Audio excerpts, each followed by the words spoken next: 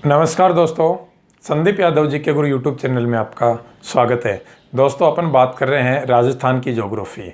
और राजस्थान की ज्योग्राफी में आज की क्लास में अपन दो टॉपिक पढ़ेंगे। तो सबसे पहले समझा करो कि इस क्लास में अपन पढ़ने वाले क्या हैं। क्लियर? सबसे पहले अपन पढ़ेंगे राजस्थान के प्रादेशिक क्षेत्रों के प्राचीन और उपनाम, यानी कि वर्तमान राजस्थान को प्राचीन समय में इसके अलग अलग क्षेत्रों को किस किस नाम से जाना जाता था। यहाँ से भी अक्सर एग्जाम में बहुत सारे क्वेश्चन।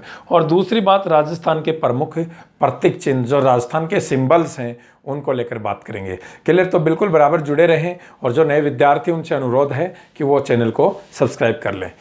अब देखिए दोस्तों, इस प्रादेशिक क्षेत्र को समझते हैं और अपनी क्लास को शुरुआत करते हैं। और एक ही डायग्राम में हम इन सभी प्रादेशिक क्षेत्रों को समझने की कोशिश करेंगे। आपके सामने ये है अपने राजस्थान का मानचित्र। और लास्ट क्लास में आपने राजस्थान के सामान्य परिचय में इसके ज़िले और उनकी स्थिति और कौन कौन सा ज़िला कहाँ है, कब बना है, इन सब चीज़ों को आपने लास्ट क्लास में पढ़ा था। क्लियर? तो देखिए दोस्तों, सुनो ध्यान से। सबसे पहले मैं आपसे बात करता हूं मत्स्य प्रदेश। क्लियर? देखो, ये है अलवर, ये है जयपुर, इधर ये दौसा, इधर ये भरतपुर और इधर ये करौली। अलवर और इसके आसपास जयपुर, दौसा का कुछ क्षेत्र, जयपुर का क्षेत्र, भरतपुर का और ये करौली का क्षेत्र। इस क्षेत्र को महाभारत काल में किस नाम से जानते थे? मत्स्य प्रदेश के नाम से जानते थे। मत्स्य एक क्षेत्र था। क्लियर? अब देखिए, ये जो मत्स्य प्रदेश, इसकी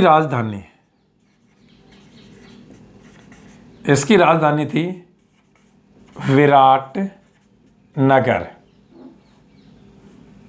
जो वर्तमान में जयपुर में जिसे बैराट भी कहते हैं। ये इस क्षेत्र की राजधानी थी। और पांडवों ने अपने 1 साल का जो वनवास का समय था, जिनमें उनको अदृश्य रहना था, किसी को दिखाई नहीं देना था या कोई उनको पहचान ना सके, वो 1 साल का वनवास का कुछ समय उन्होंने यहाँ राजा विराट के यहाँ पर निकाला था। क्लियर? अब देखो, इससे ऊपर बढ़ते हैं। यहाँ पर ये जयपुर आ गया और जयपुर शहर और उसके आसपास का ये जो क्षेत्र है, इसे किस नाम से जानते हैं? यहाँ से भी क्वेश्चन सीधा सीधा पूछता है। तो देखो दोस्तों, आप क्या कहोगे? ढूंढाड़ प्रदेश। ढूंढाड़ प्रदेश कौन सा है? जयपुर और इसके आसपास का क्षेत्र। तो आप अपनी नोटबुक, पेन या फिर आपके पास मानचित्र है तो उसमें इन चीज़ों को फिलअप करो, यानी कि काम है वो साथ साथ करने की कोशिश करो। क्लियर? आपसे पूछा ढूंढाड़। अब देखो, ये भरतपुर और ये धौलपुर, भरतपुर और धौलपुर जिलों का ये जो क्षेत्र है, इसे सूरसेन प्रदेश के नाम से। क्वेश्चन सीधा पूछता है कि राजस्थान के कौन से क्षेत्र को सूरसेन क्षेत्र के प्रदेश के नाम से जानते थे? तो सूरसेन प्रदेश, भरतपुर और धौलपुर। क्लियर? अब देखो, ये अलवर है और ये भरतपुर है। इनका जो ये सीमावर्ती क्षेत्र है, इसे किस नाम से जानते हैं? सीधा क्वेश्चन पूछता है। अलवर भरतपुर जिलों का सीमावर्ती क्षेत्र है वो, तो आप क्या कहोगे? मेवात। किस नाम से जानते हैं? मेवात। और यहाँ पर मेव जाति के जो मुसलमान हैं, उनका बाहुल्य होने के कारण इसे मेवात। ठीक है? अब देखो, आगे बढ़ते हैं। ये है सीकर, ये है झुंझुनू और ये है चूरू। झुंझुनू, सीकर, चूरू जिलों का ये जो सीमावर्ती क्षेत्र है, इसे किस नाम से जानते हैं? तो दोस्तों, क्या कहोगे आप? शेखावाटी प्रदेश। क्लियर? ये सीकर, ये जयपुर। इधर देखोगे ये है नागौर और ये है अजमेर और यहाँ पर ये है सांभर झील। कौन सी झील है? सांभर झील। आप जानते हैं सांभर झील भौगोलिक दृष्टि से जयपुर ज़िले के अंतर्गत आती है, लेकिन सांभर झील है वो 3 जिलों की सीमा पर स्थित है। 3 जिलों के साथ ये सीमा बनाती है, इधर जयपुर, इधर नागौर, इधर अजमेर। तो कभी कभी क्वेश्चन पूछ लेता है ऐसे कि सांभर झील कितने जिलों की सीमा पर स्थित है? आप क्या कहोगे? 3 जिलों की सीमा पर स्थित है और ये 3 जिले। अब देखो सांभर झील है, इसके आसपास का जो क्षेत्र है इसे किस नाम से जानते थे? तो दोस्तों सांभर झील के आसपास का क्षेत्र, सांभर झील के आस पास का जो क्षेत्र उसे सपाल दक्ष क्षेत्र, क्या कहते हैं? सपाल दक्ष क्षेत्र। क्लियर? अब आगे बढ़ते हैं। देखो इधर ये है गंगानगर और ये है हनुमानगढ़। गंगानगर और हनुमानगढ़ जिलों का ये दक्षिणी भाग। सीधा क्वेश्चन पूछता है कि गंगानगर और हनुमानगढ़ जिलों के इस दक्षिणी भाग को किस नाम से जानते हैं? तो आप यहाँ क्या कहोगे? योद्धे प्रदेश। किस नाम से जानते हैं? योद्धे प्रदेश। तो योद्धे प्रदेश में गंगानगर और हनुमानगढ़ जिलों का दक्षिणी भाग आ जाता है। क्लियर? फिर देखिए इधर आगे चलते हैं। ये आ गया है बीकानेर और ये नागौर। बीकानेर और नागौर जिलों का ये जो क्षेत्र है इसे किस नाम से जानते हैं? आपसे पूछता है बीकानेर और नागौर जिलों के क्षेत्र को किस नाम से? तो आप क्या कहोगे? जांगल प्रदेश। किस नाम से जानते हैं? जांगल प्रदेश। तो जांगल प्रदेश में बीकानेर और नागौर जिलों का क्षेत्र आ जाता है। क्लियर? अब देखो ध्यान से, इधर ये है जैसलमेर, इधर है ये जोधपुर, इधर है ये बाड़मेर, ये है जालोर, ये है पाली। अब सुनो, जोधपुर और इसके आसपास बीकानेर, जैसलमेर, बाड़मेर, जालोर, पाली और नागौर जिलों का ये इसका सीमावर्ती क्षेत्र है, इसे किस नाम से जानते हैं? तो क्या कहोगे? मारवाड़ प्रदेश। किस नाम से? मारवाड़ प्रदेश। क्लियर? अब देखिए आगे, ये जैसलमेर और ये जैसलमेर शहर है। जैसलमेर शहर के आसपास का ये जो क्षेत्र है इसे किस नाम से जानते हैं? तो क्या कहोगे दोस्तों? मांड क्षेत्र। किस नाम से? मांड क्षेत्र। तो मांड क्षेत्र में जैसलमेर और उसके आसपास का क्षेत्र आ गया है। क्लियर? आगे बढ़ते हैं। देखिए ये कौन है? बाड़मेर, पाली।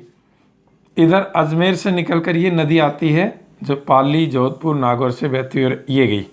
और ये कौन सी नदी है? लूनी नदी। यहाँ से क्वेश्चन पूछता है कि लूनी नदी के प्रवाह क्षेत्र को पाली जिले में किस नाम से जानते हैं? फिर से सुनना, लूनी नदी के प्रवाह क्षेत्र को पाली जिले में किस नाम से जानते हैं? तो आप क्या कहोगे? पाली जिले में से गोडवाड़ प्रदेश के नाम से जानते हैं। किस नाम से जानते हैं? गोडवाड़ प्रदेश। इसके बाद देखो आगे चलते हैं। इसी नदी के प्रवाह क्षेत्र को जालोर जिले में किस नाम से जानते हैं? लूनी नदी के प्रवाह क्षेत्र को कहाँ पर? जालोर। जब जालोर की बात करेगी तो आप कहोगे रेल या नेड़ा के नाम से जानते हैं। क्लियर? किस नाम से जानते हैं? रेल या नेड़ा। अब देखो आगे बढ़ते हैं अपन। जालोर के आगे ये सिरोही। सिरोही में ये माउंट आबू क्षेत्र है, उसके आसपास का क्षेत्र है उसे आरबुद प्रदेश। और यहाँ आरबुदा माता का मंदिर है। किसका मंदिर है?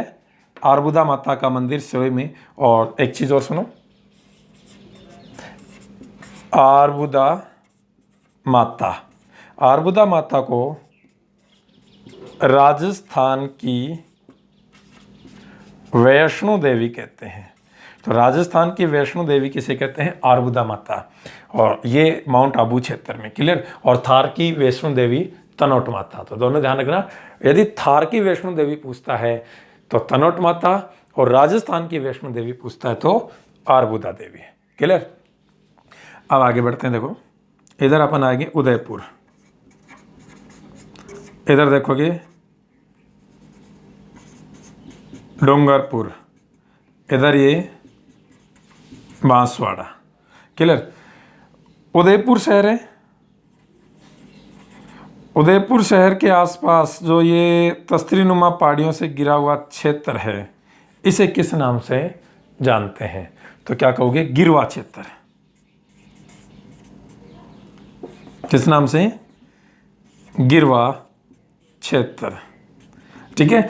और इस गिरवा क्षेत्र के आसपास एक और क्षेत्र है जहाँ मछली के आकार की पहाड़ियाँ पाई जाती हैं। और कभी कभी ऐसे पूछ लेता है कि मगरा मछला क्षेत्र कौन से ज़िले में है? तो क्या कहोगे? उदयपुर ज़िले में, क्लियर। और इधर देखो ये प्रतापगढ़, इधर ये चित्तौड़गढ़ और ये राजसमंद। और देखो उदयपुर के आसपास राजसमंद, चित्तौड़गढ़, प्रतापगढ़ और भीलवाड़ा जिलों का ये जो क्षेत्र है, इसे किस नाम से? मेवाड़। किस नाम से? मेवाड़।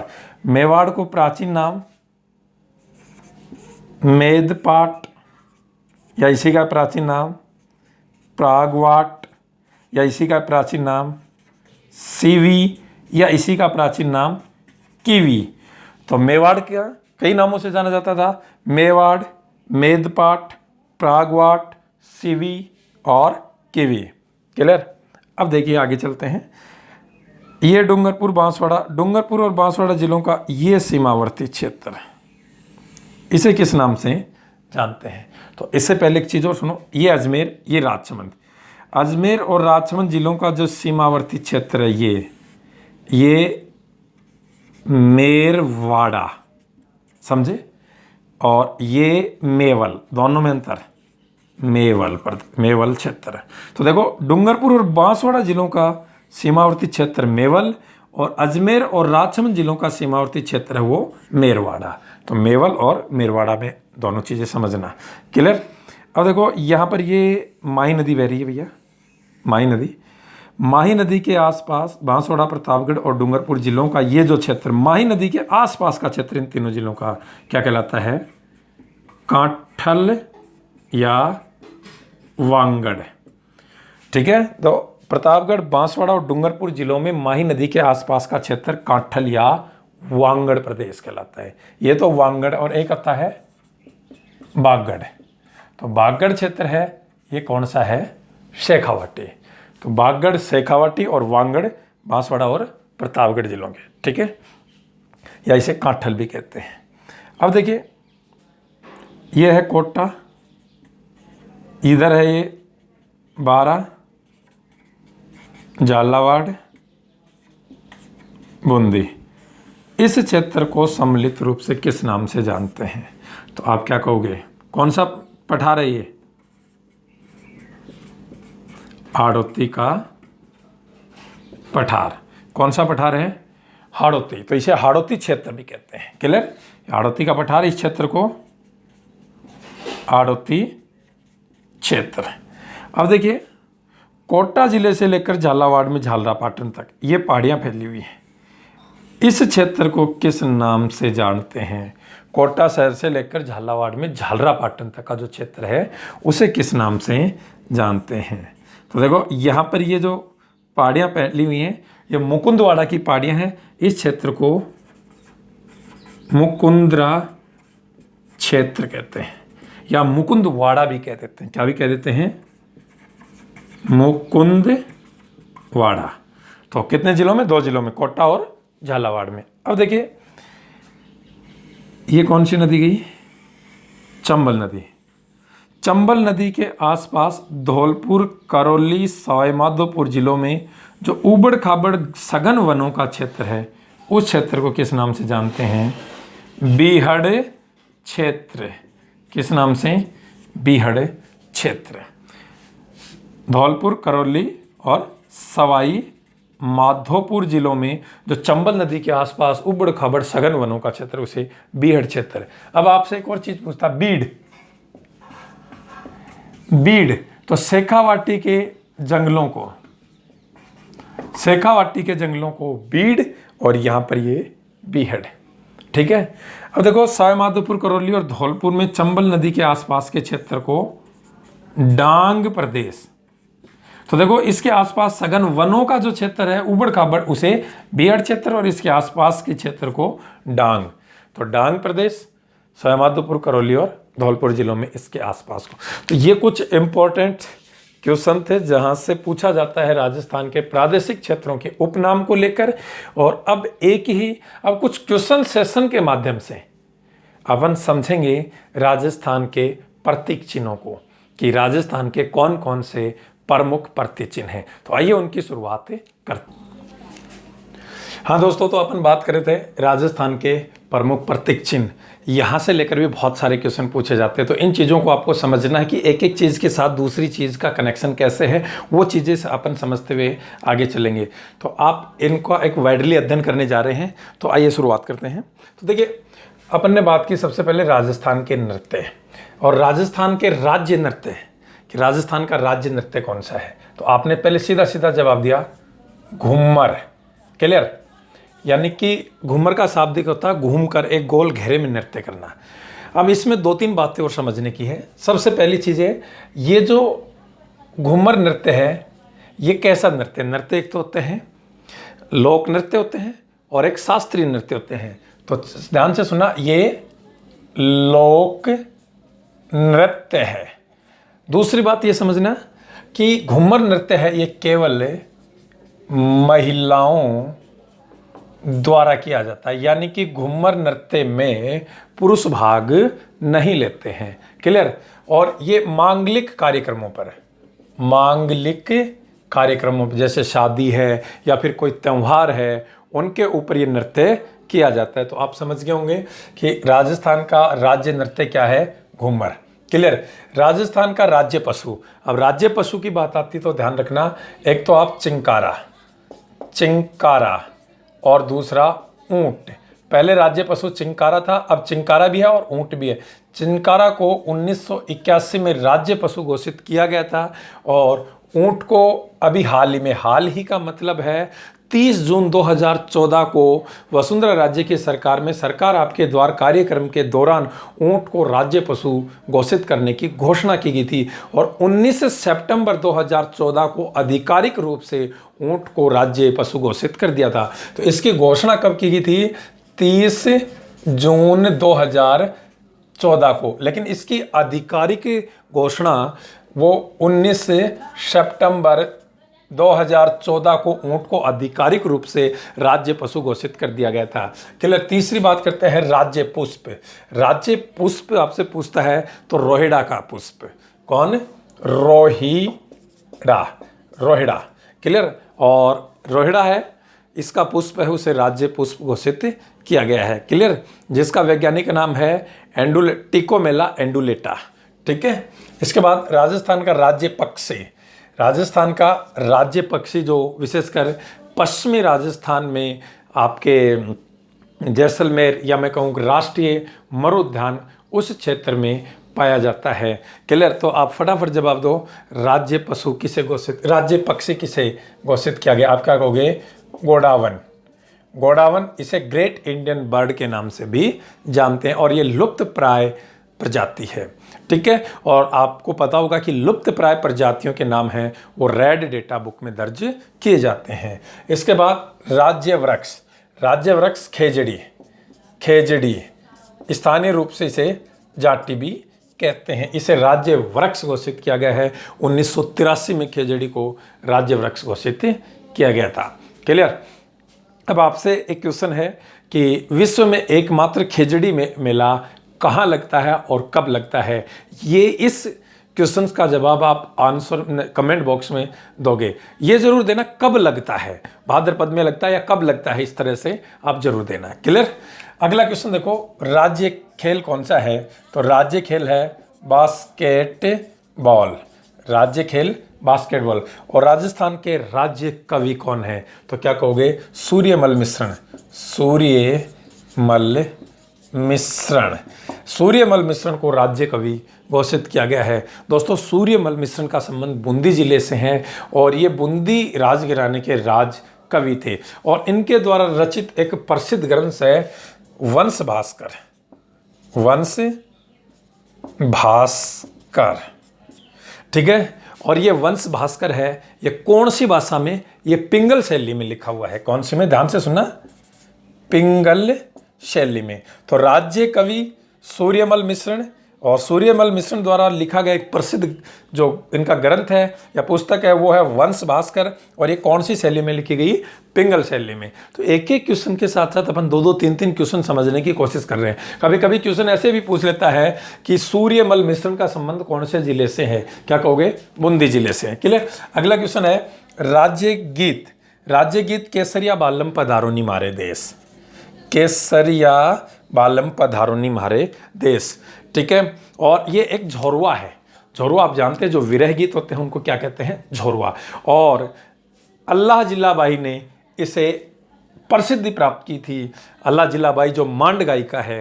क्लियर। तो ध्यान रखना, मांड गायिका के रूप में प्रसिद्ध कौन है? अल्लाह जिल्लाबाई, ठीक है।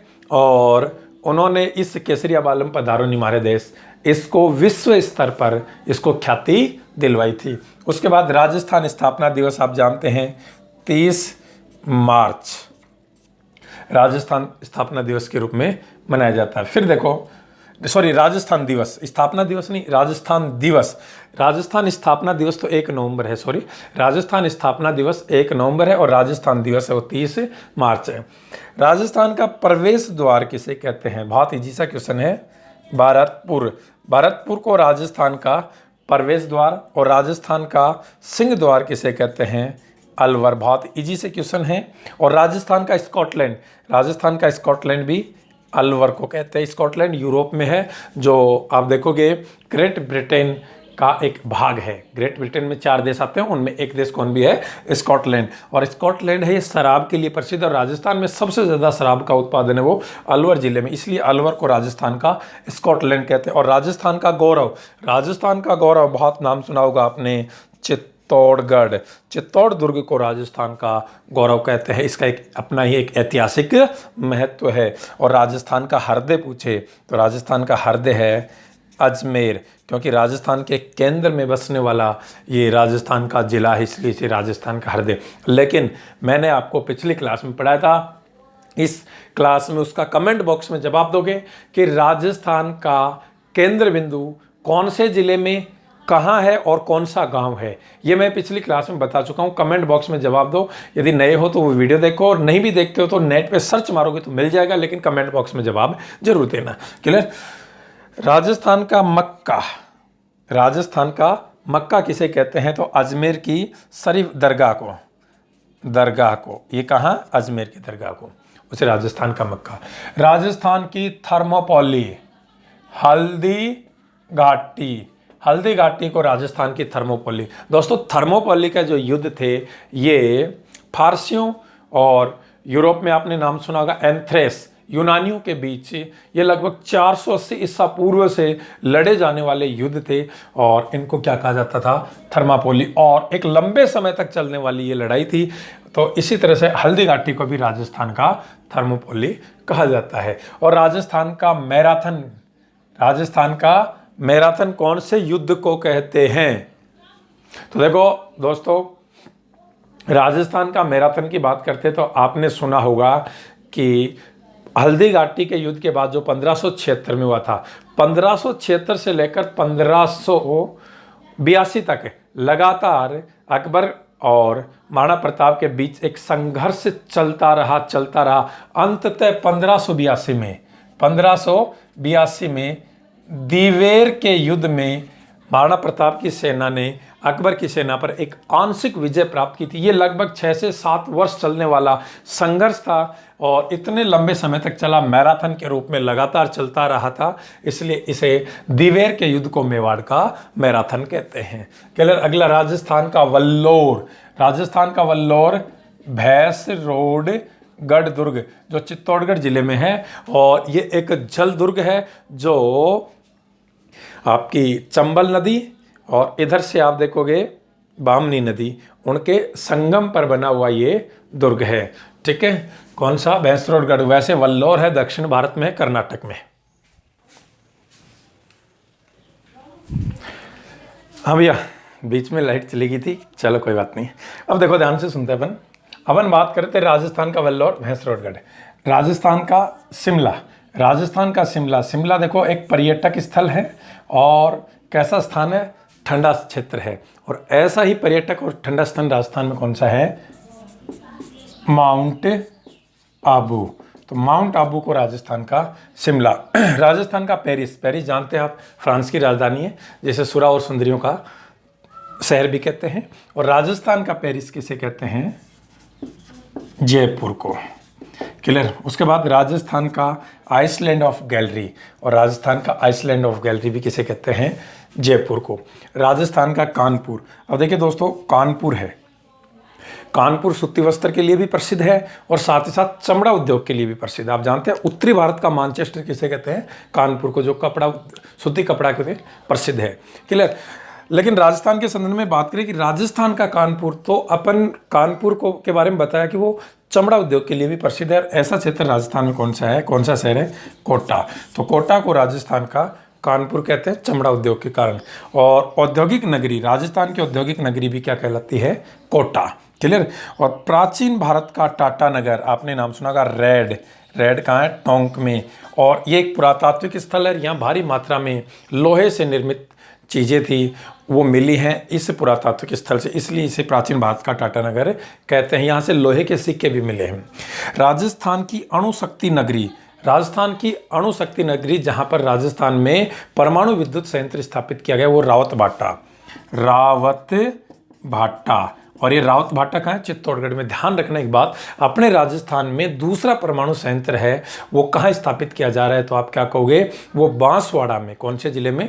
बांसवाड़ा में, माही बजाज सागर बांध के किनारे। वहाँ पर 700 मेगावाट की 4 विद्युत इकाइयाँ स्थापित की जाएंगी।